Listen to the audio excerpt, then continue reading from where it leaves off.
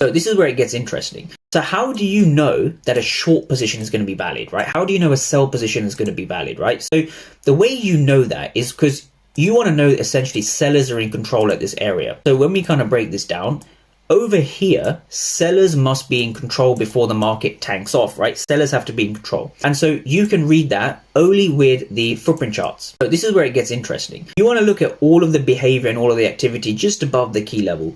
And here you see an overwhelmingly amount of positive delta. In fact, when we read some of the candles, right? When we read some of the numbers, 0 for 27, 231 for 494, 500 for 800, 761 for 826, etc., etc. So we're seeing a lot of red delta.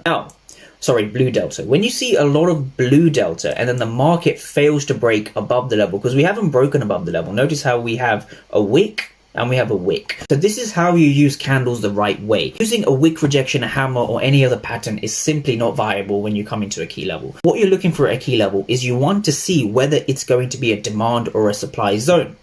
Whether it's going to be a holding bullish fair value gap or a holding bearish fair value gap. Because notice this key level, if I just go back on the chart, notice this key level was actually formed off a bullish fair value gap. Then it flipped to supply. And now we want to know whether supply is in control, right? Is supply in control? Are the sellers in control here the same way they were over here at this price? So this is around 64.30, 64.33, round about this area.